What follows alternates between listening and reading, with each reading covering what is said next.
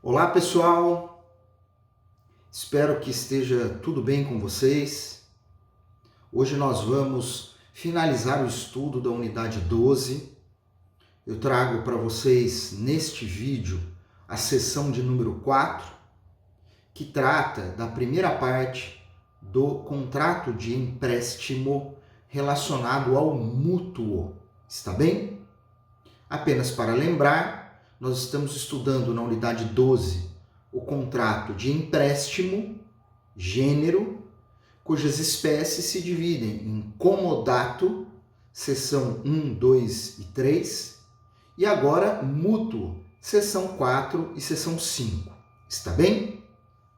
Na abertura da seção 1, fizemos já uma grande diferenciação bem específica sobre os dois institutos, e hoje nós então começamos a estudar o chamado mútuo, contrato de mútuo.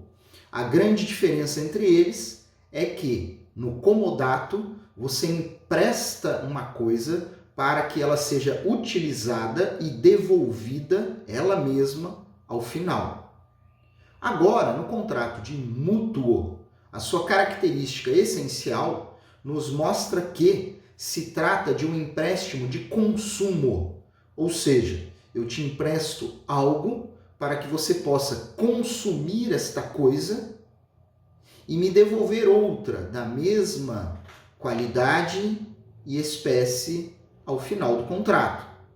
Por isso então que chamamos o comodato de empréstimo de uso, usa, devolve, e o mútuo de empréstimo de consumo, consome e me devolve outra coisa no lugar. Por isso, então, que no comodato se dá um empréstimo de coisa infungível e no mútuo se dá um empréstimo de coisa fungível. Mas, Chacon, é somente dinheiro? Não.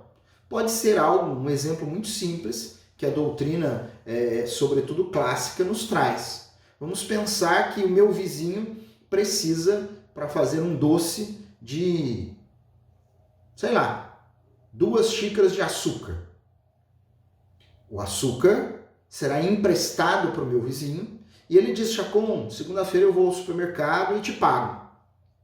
Quando ele me devolve, ele já usou o açúcar que eu emprestei e ele me devolve o açúcar outro, na mesma qualidade e quantidade que foi emprestado.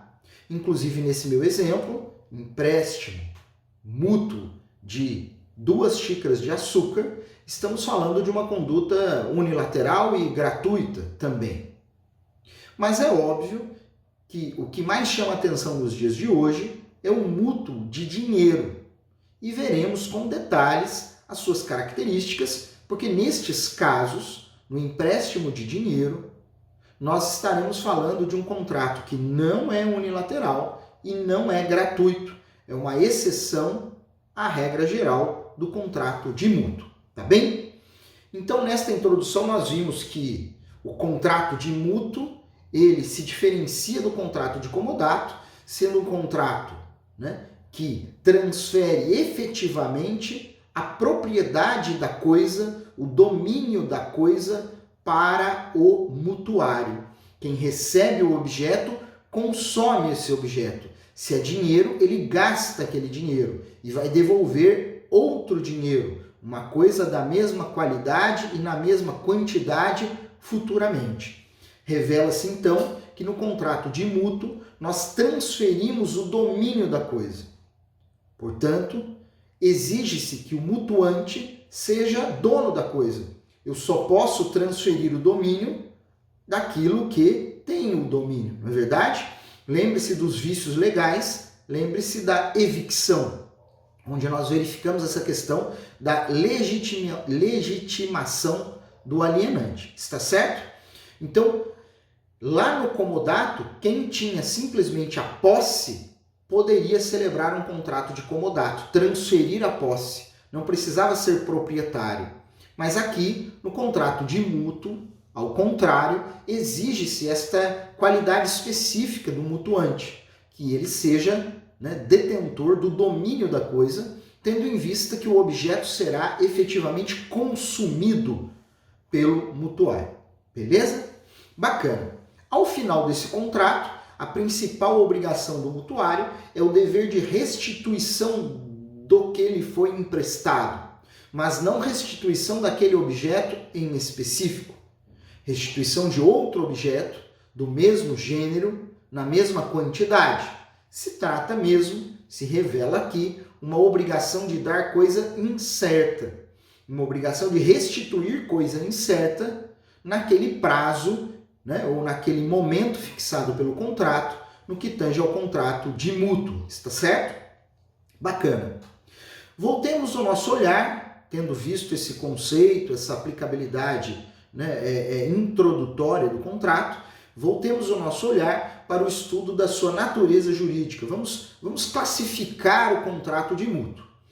Podemos dizer que ele é um contrato real. O que é um contrato real? Aquele que só se perfaz com a entrega do objeto. Ah, Chacon, entendi. Se eu vou ao caixa eletrônico e faço aquele empréstimo de dinheiro efetivamente no caixa eletrônico, quando é que o contrato se perfaz?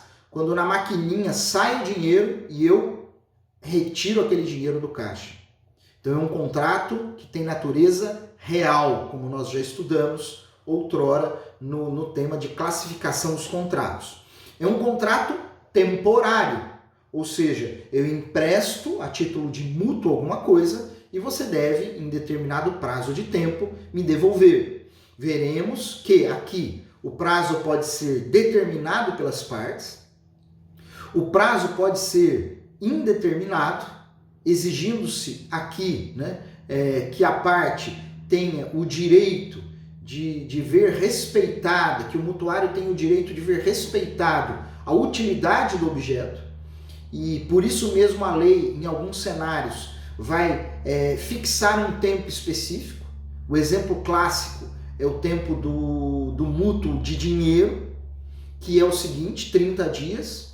Eu não posso emprestar um dinheiro e exigir que me seja devolvido o empréstimo de dinheiro em menos de 30 dias, porque 30 dias é o ciclo que a legislação imagina necessária para qualquer pessoa capitalizar novamente recursos financeiros. Então, em dinheiro, imagina-se que, salvo ajuste em contrário, o prazo que deve ser respeitado é de 30 dias. É um contrato temporário. Ele é, via de regra, unilateral, via de regra, gratuito. Porém, como eu já antecipei, no mútuo de dinheiro, que tem um nome diferente, mútuo feneratício, eu já volto nesse tema já. No mútuo de dinheiro, nós temos um contrato que não é unilateral, ele é bilateral e ele também não é gratuito, ele é oneroso. Porque no empréstimo de dinheiro, nós veremos, são presumidos os juros. Portanto, é presumida a remuneração do mutuário para o mutuante. Está bem? Nós vamos voltar para ver esse detalhe já.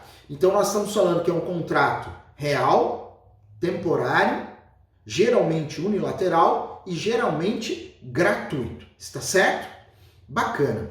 Quanto à forma, seguimos aí a regra geral para os negócios jurídicos do nosso Código Civil, sabendo então que a forma é livre. A lei não adota, não requer nenhuma solenidade.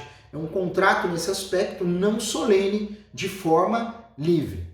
A única coisa que eu gostaria, e peço que vocês separem aí um espaço nas suas anotações, um asterisco aí, até para uma pesquisa específica, se for o caso, a única coisa que eu gostaria de lembrar é o seguinte: nós temos uma regra, tanto prevista no direito civil, quanto no direito processual civil, que diz o seguinte: eu só posso provar a existência de um contrato exclusivamente por testemunhas se esse contrato tiver um valor abaixo de 10 salários mínimos. Repito, eu só posso usar a prova exclusivamente testemunhal para provar a existência de uma relação contratual se aquele contrato tiver valor igual ou inferior a 10 salários mínimos. Se o contrato tem valor superior a 10 salários mínimos, não se admite a prova exclusivamente testemunhal. Portanto, se eu celebrar um mútuo de 30 salários mínimos, eu devo fazê-lo de modo que, no futuro, se precisar provar, devo fazê-lo de modo escrito, para garantir que eu não precise exclusivamente de testemunhas para demonstrar a existência desse contrato. Está bem? É uma dica de ordem processual para vocês, na medida em que ainda estudarão o direito processual civil, a instrução probatória no direito processual civil futuramente, tá certo? Mas regra é que a forma do mútuo é livre. Mas se eu estiver diante então de um contrato acima de 10 salários mínimos, para evitar problemas, seria interessante que esse contrato fosse escrito. E pode ser um escrito particular, com os requisitos da formação do contrato, que também já avaliamos e veremos com mais detalhes no direito processual civil, tá bem? Bacana. Em segundo lugar, nessa seção de número 4, eu gostaria, e você pode avançar aí para o segundo slide, eu gostaria de tratar com mais detalhes do que eu chamei de mútuo feneratício. Eu estou conferindo aqui no slide, ele está indicado ali no topo, né, como um título. Mútuo feneratício. É o que nós chamamos de empréstimo de dinheiro ou mútuo de dinheiro. Para este caso, nós temos algumas regras específicas, especiais. Dado que a circulação da moeda recebe um aparato econômico e social diferenciado em relação aos outros objetos. Como dito no início dessa aula, emprestar açúcar para o vizinho tem uma conotação. Agora, emprestar dinheiro para alguém tem uma conotação diferenciada, que merece cuidados, inclusive na legislação, para evitar a afronta. Por exemplo, a chamada lei da usura, que não é objeto da nossa aula, só estou citando, beleza? Ou a possíveis crimes relacionados, né, ao empréstimo de dinheiro sem autorização legal, com juros abusivos, como pode ser o caso da agiotagem. Figura também que não é objeto da nossa aula, mas eu estou citando aqui para que vocês entendam que é preciso para o Código, mesmo que aqui ainda de forma generalista e até mesmo superficial, tratar do empréstimo de dinheiro com algumas diferenças. Pois bem, o primeiro aspecto diz respeito à presunção de que se trata de um contrato oneroso. Portanto, presumem-se devidos os juros para o caso do mútuo de dinheiro, o mútuo feneratício, salvo disposição em contrário, porque as partes têm a liberdade contratual, porque as partes têm a disponibilidade do seu direito privado, está bem? Salvo ajuste contratual, no empréstimo de dinheiro, presumem-se devidos os juros, está certo? Bacana. O segundo aspecto é lembrarmos de um dispositivo legal, o artigo 406 do Código Civil, que lá no estudo de direito das obrigações nos mostrou que os juros devem respeitar, no geral, um limite, uma chamada taxa legal de juros, um teto, um limite, que está previsto no artigo 406 do Código Civil. Portanto, salvo quando uma legislação especial autorizar que seja diferente, salvo autorização legal específica, extraordinária, especial, os juros devidos para o empréstimo serão aqueles limitados à taxa legal do artigo 406 do Código Civil, que revela a aplicação do Código Tributário Nacional. Recordem-se que no estudo do artigo 406, nós vimos que os juros compensatórios para remunerar o empréstimo do capital, salvo autorização legal especial, são aqueles definidos no artigo 406. Só que lendo o artigo 406, o que ele nos diz? Os juros devem respeitar o limite máximo aplicado pela União, ente federativo, União, na cobrança dos débitos tributários. Então o 406 não nos dá um percentual, mas ele nos joga ao Código Tributário Nacional. Salvo engano, eu não estou com ele aqui anotado, artigo 106 do Código Tributário Nacional diz o seguinte, eu não sei se é 106 ou 160, mas você vai pesquisar no estudo do artigo 406 do Código Civil, você vai encontrar, tá bom? Lá no Código Tributário Nacional, você vai verificar que a taxa, né, de juros cobrada para a cobrança dos tributos atrasados é de 1% ao mês. Bingo! Acendeu uma luzinha aqui, né? Uma lâmpada. Bingo! O que é?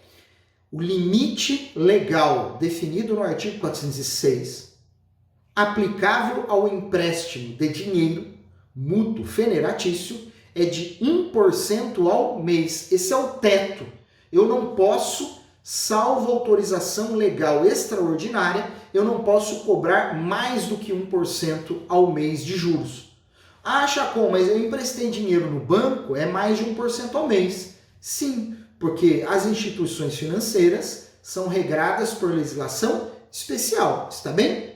E indico, inclusive, para os senhores, está aí no slide, a leitura de uma súmula do STF que trata deste assunto, né? Bem relacionado ali com juros excessivos, lei da usura e tudo mais. Leiam esta súmula como um complemento da aula de hoje. 596 do STF. Lembrando que eu tive a oportunidade, na oficina de pesquisa de jurisprudência, eu tive a oportunidade de trazer para vocês um olhar da pesquisa, né, de súmulas, lá naquela primeira aula, no primeiro encontro, antes, né, do início do segundo semestre. Pois bem, do seu segundo semestre. Pois bem, se você entrar no site do STF, pesquisar a súmula, você vai ler inclusive julgados que deram força à criação daquela súmula. Então, para estudar por completo, para estudar para o seu futuro, para o seu sucesso, não fique ali no Google e não leia apenas o texto da súmula. Vá ao site do tribunal e estude ela com um pouco mais de detalhes. Está bem? O objetivo não é que aquele assunto detalhado da súmula seja tema da nossa aula, mas ele vai ajudá-lo a entender melhor tudo isso que nós falamos sobre o artigo 406. Entender que eu tenho uma regra geral no Código Civil e que eu tenho regras especiais fora do Código Civil, atreladas a diversos outros assuntos. Está certo? Bacana.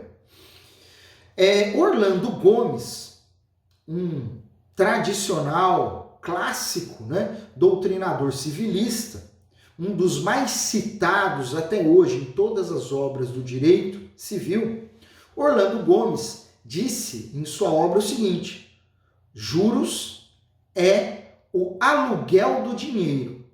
Se eu lhe empresto juros, se eu lhe empresto dinheiro, você deve me pagar juros.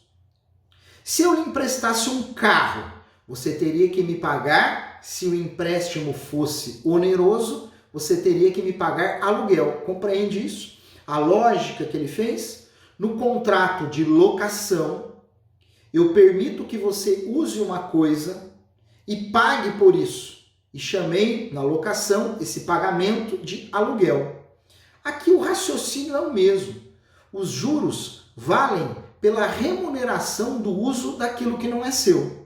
Quando você usa um dinheiro que não é seu, porque você tomou emprestado esse dinheiro, você deve remunerar o uso desse capital alheio, e essa remuneração se dá através do pagamento de juros.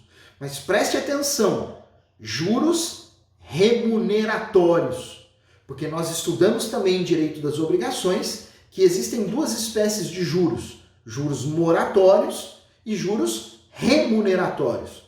Juros moratórios devidos em razão do atraso, do inadimplemento, da mora. Pagar uma dívida com atraso, juros moratórios. Juros remuneratórios significa dizer, neste caso, juros remuneratórios, pagar pelo uso do dinheiro alheio. Remunerar o uso do capital alheio. Está certo? Figura, então, aplicável aqui no contrato de mútuo, empréstimo de dinheiro, mútuo feneratício. Para finalizarmos a aula, veja aí no item final do slide, nós estamos colocando a seguinte regra. O mútuo de dinheiro feito a menor de idade, ele é presumidamente não exigível. Emprestar dinheiro para menor de idade não permite a exigência de juros relacionados a esse empréstimo. Está bem? Salvo em 3 situações específicas listadas no slide para evitar o enriquecimento sem causa. E eu numerei lá, apontei letra A, B e C. Salvo se o menor agiu maliciosamente, salvo se eu provar que o dinheiro reverteu em favor do menor por conta de uma necessidade urgente pela qual ele passava, ou então, salvo se eu demonstrar também que aquele mútuo reverteu em proveito de quem deveria ter autorizado a realização do empréstimo, ou então tenha sido por esta mesma pessoa ratificado. Então vamos lá. Via de regra, o mútuo feito ao menor de idade não permite a cobrança dos juros remuneratórios, salvo as 3 indicações que fiz abaixo, quando então pretende-se evitar um enriquecimento sem causa. Está certo? Um grande abraço. Vejo você na próxima aula, na sessão de número 5 desta unidade 12. Vejo você lá. Um abraço, pessoal.